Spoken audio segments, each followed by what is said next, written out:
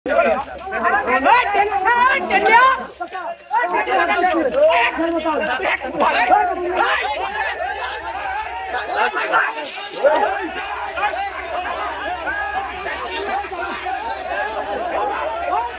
লাগবে জিএম এর কোনো সিটারিয়া চলবে না। আমরা ওখানে যাব না, জিএম এখানে আসবে। যদি না আসে নন্দন গেছে দিয়ে একটা ট্রেন পার হবে না, পাল্লা পার করে দেখান। যদি আমরা এখান থেকে উঠে চলে যাই, মানুষ আমাদেরকে আর পছন্দ করবে না। মানুষের উপর আমাদের কোনো সমন্বয়কে একবারও টাকা হয়নি। ঠিক আছে, এইভাবে ব্যানার সরিয়ে নেওয়া হয়েছে, বলি যে সব দাবি মানে নিয়েছে, কিন্তু কোনো দাবি মানে নেই। আজকে একইভাবে ব্যানার সরিয়ে নিয়ে তারা সরিয়ে দিচ্ছে যে আমরা দাবি পূরণ করে দেবো, কিন্তু এভাবে এপ্রিল থেকে চলছে, কিন্তু কোনো দাবি পূরণ হচ্ছে না।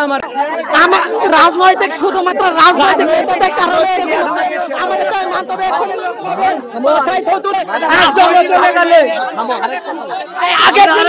আগের দিনও বলেছিল সব দাবি মেনে নিতে, তুলে তুলে দিয়েছিল।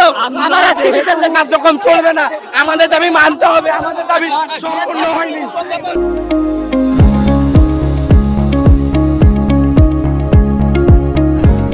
করেছে 1 তারিখে 16 তারিখে আমাদেরকে ডাকিছে, আমরা সেখানে যাব, যা আমরা আমাদের বক্তব্যটা দিব। আর আপনারাও জানেন ইতিমধ্যে এটা কিন্তু 4টা ইউনিয়নের মাঝখানে, ষোলোয়া, আপনার নিমপাড়া, সদ্য এবং ভাই লক্ষ্মীপুর। এখানে প্রায় 2 লাখ 3 লাখের লোকের বাস। এখানে একটা এই স্টেশনের গুরুত্বপূর্ণ বেশি।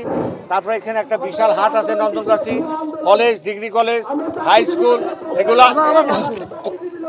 জি, এটা হয়তো আবেগটা প্রকাশ করছে।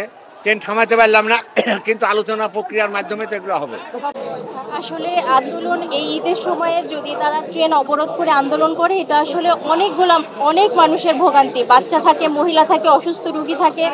তো আমি বলবো যারা ট্রেনটা অবরোধ করেছেন তাদের সাথে আমার অনুরোধ তাদের প্রতি, এবং তাদের সাথে আমার কথাও হবে যে তারা যদি তাদের যে দাবিটা তারা আমাদের লিখিতভাবে জানাক, এটা আমরা অতি সত্বর আমাদের রেলওয়ে সচিব মহোদয় বরাবর পাঠিয়ে দেব, এবং আমরা পার্সোনালি ঊর্ধ্বতন কর্তৃপক্ষের মাধ্যমে যোগাযোগ করব যে তাদের যে চাওয়া সেটা যেন ঊর্ধ্বতন কর্তৃপক্ষ বিবেচনা করে। কোনো মানুষের ভোগান্তি হয় এরকম মানে ট্রেন অবরোধ করে কোনো কিছু না করে আমরা আলোচনা করতে পারি, অথবা আমাদের চিঠিপত্রের মাধ্যমে ঊর্ধ্বতন কর্তৃপক্ষকে জানাতে পারি।